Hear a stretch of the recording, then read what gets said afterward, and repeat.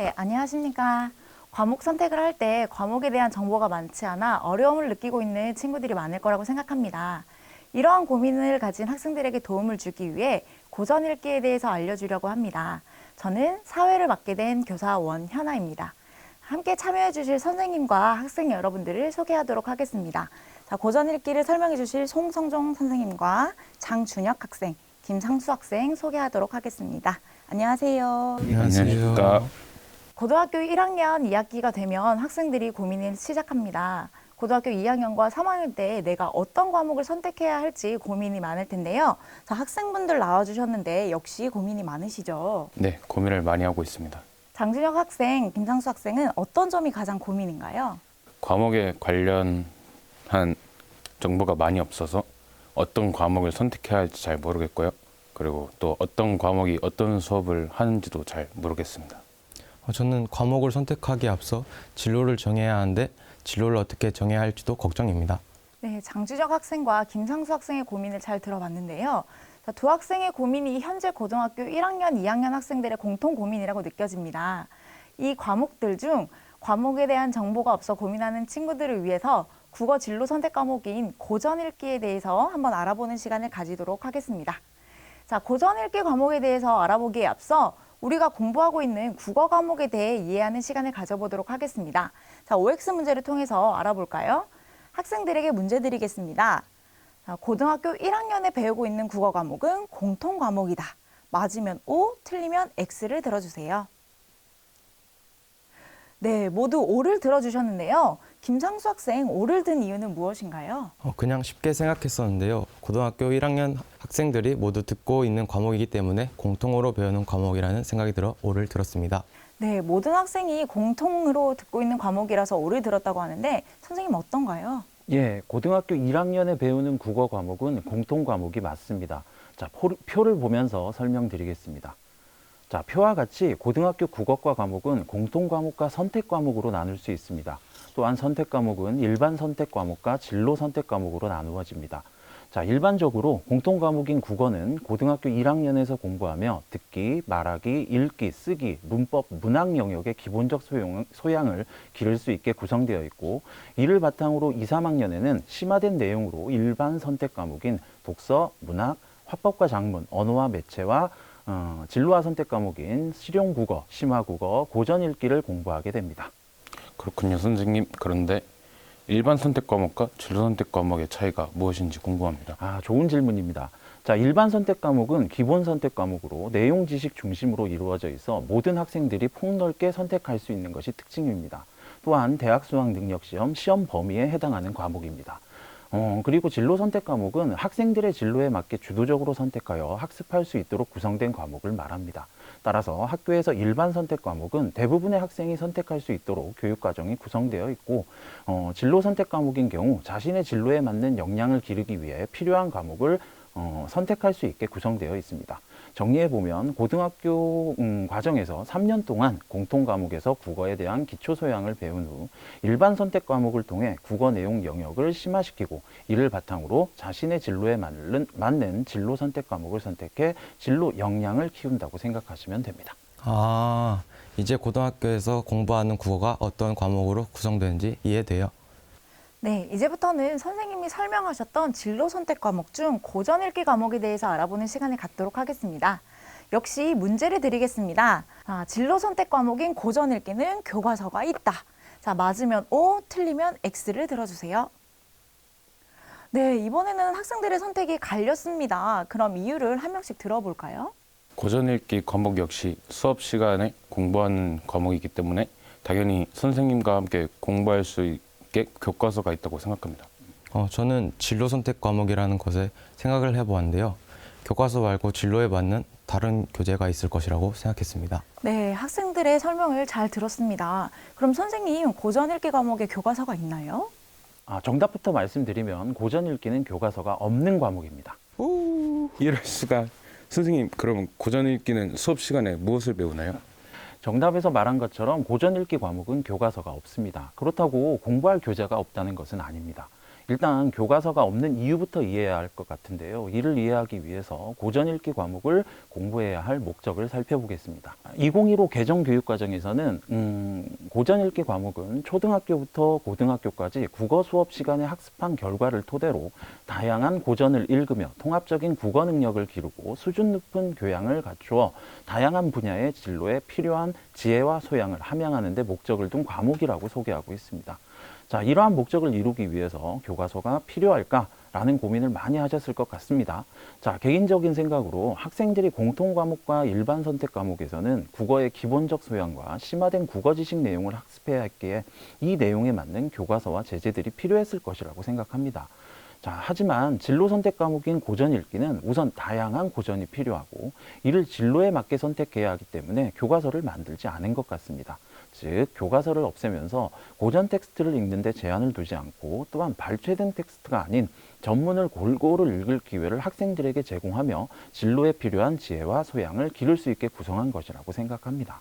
네, 그렇군요. 교과서가 없는 과목 갈수록 궁금해지는데요. 그럼 다음 문제 드리도록 하겠습니다. 역시 OX입니다. 고전 읽기에서 고전이란 우리나라 고전 문학을 말한다. 맞으면 O, 틀리면 X를 들어주세요. 네, 이번에는 모두 O를 들어주었습니다. 이유를 한번 들어볼까요? 우리들의 국어 시간에 공부한 고전은 고전 문학에서 많이 들어봤습니다. 네, 맞아요. 네, 그렇죠. 국어에서 고전이라고 하면 일반적으로 고전 문학 수업에서 가장 많이 들었을 겁니다. 자, 거기서 유추하고 정답을 말한 것 같은데 선생님 어떤가요? 학생들이 생각하듯 국어 공부를 할 때 고전이라는 단어가 나오면 당연하듯 고전 문학이 먼저 떠오를 것입니다. 하지만 고전 읽기 과목 속 고전은 이와 유사하지만 같지는 않습니다. 따라서 정답은 X입니다. 선생님, 고전이 문학이 아니면 고전이 의미하는 것은 무엇일까요? 고전 읽기에 등장하는 고전에 대해 알아보기 위해서는 역시 2015 개정 교육과정에서 소개하고 있는 고전에 대해 살펴봐야 합니다. 2015 개정 교육과정에서는 고전은 인류가 유사 이래 성취한 정신적 걸작으로 고전에는 인류의 지혜와 통찰이 담겨 있고 시대와 문화의 한계를 넘어 보편성을 획득한 사유와 정신이 담겨 있다라고 소개하고 있습니다.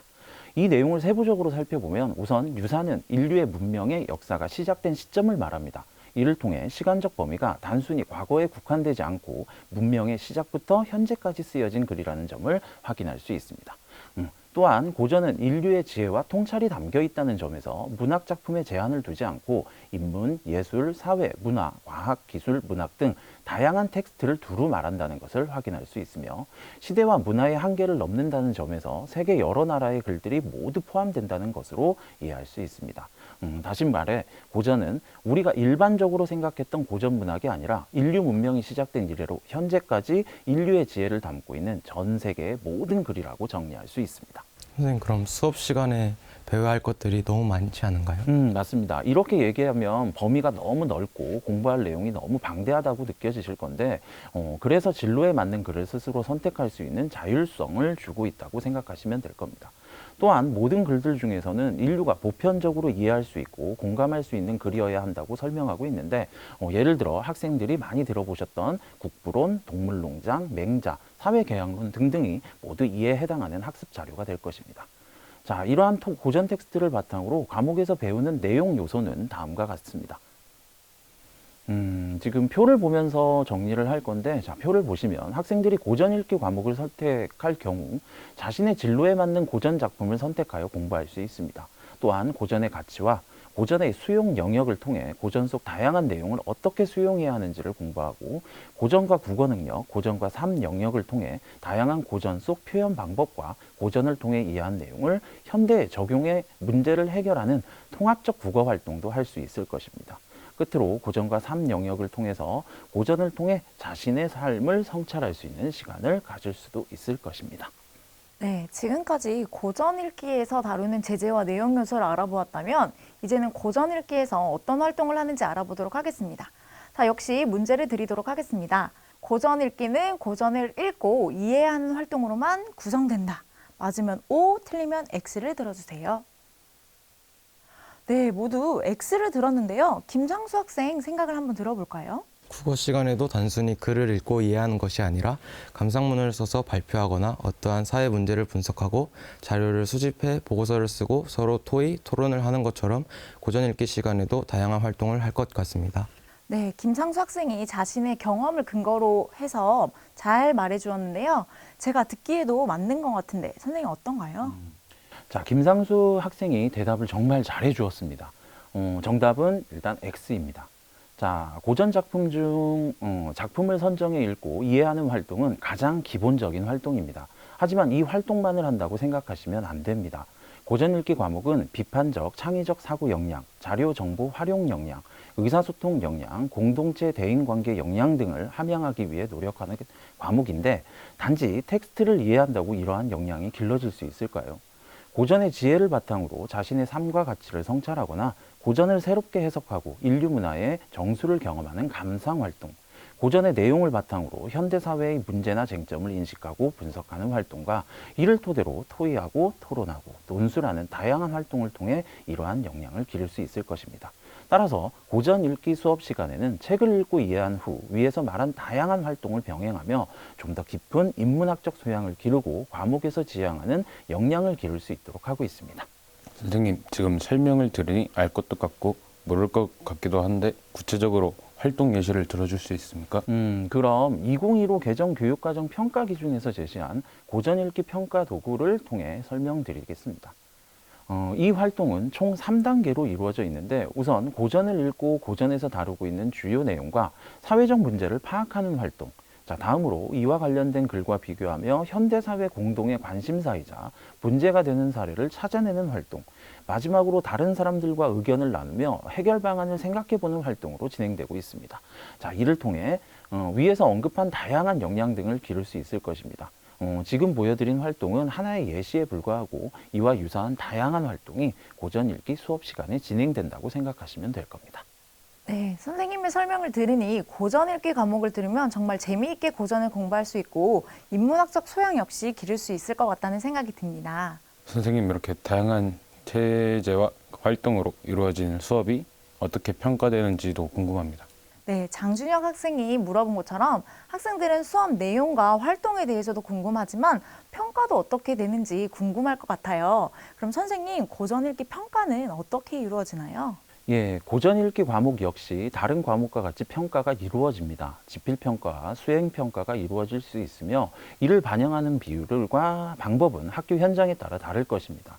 자, 또한 지필평가와 수행평가 점수를 바탕으로 학기 말에 성적이 산출될 때에는 성취도 평가 방식을 따릅니다. 표를 보시면 고전 읽기 성적 통지표에 표기되는 예시 내용입니다. 자, 이를 통해 공통 과목, 일반 선택 과목과 달리 진로 선택 과목인 고전 읽기는 등급이 아닌 A, B, C 성취율이 반영된 성취도 평가가 이루어지고 표준 편차는 나오지 않으며 원점수와 과목 평균, 성취도와 수강자 수, 각 성취도별 분포 비율이 표기됨을 알 수 있습니다. 또한 과목별 세부 능력 특기 사항에는 학생이 수업 시간에 활동한 세부 내용들이 기록된다고 생각하시면 될 겁니다. 네, 그렇군요. 선생님 설명 잘 들었습니다. 자, 지금까지 내용을 정리하면 고전 읽기 과목은 교과서 없이 자신의 진로와 관련된 다양한 고전을 읽은 후 이해와 감상, 분석과 문제 해결 과정 등의 활동을 통해 진로에 관련된 역량을 기르고 인문학적 소양을 키우고 있으며 성취도 평가 방식을 사용하고 있다는 점을 알 수 있었습니다. 자, 지금까지 우리가 고전 읽기 과목에 대한 많은 이야기를 나누어 보았습니다. 이야기를 나누면서 고전 읽기 과목에 대해서 잘 알 수 있는 시간이 되었다고 생각하는데요. 혹시 학생들 중에 더 궁금한 점이 있을까요? 선생님, 저요. 어떤 진로나 학과를 생각하는 학생이 이 과목을 선택해야 하는지 알고 싶습니다. 장준혁 학생이 마무리하기 딱 좋은 질문을 해주셨는데요. 자, 앞에서 설명한 것처럼 고전 읽기는 다양한 역량을 함양하고 인문학적 소양을 기르기 위한 과목입니다. 자, 이러한 역량과 소양은 인문계열을 진로로 선택한 학생에게 꼭 필요한 것이지만 그렇다고 인문계열을 진로로 정한 학생들에게만 필요한 과목은 아니라고 생각합니다. 현재는 이공계열이나 상공계열 등 거의 모든 계열에서 전문적 지식 못지않게 이 전문적 지식을 활용하는 데 필요한 인문학적 소양을 강조하고 있기 때문입니다. 자, 그래서 인문계열을 진로로 정한 학생이 아니더라도 인문학적 소양을 기르고 싶은 학생들이라면 누구나 이 과목을 선택하고 공부할 수 있을 것입니다. 자, 그렇지만 일단 인문계열 학생들에게 직접적으로 관련되어 있기에 이를 반영한 학과와 직업군을 소개하면 표와 같습니다. 그래서 표를 참고해 주시면 될 겁니다.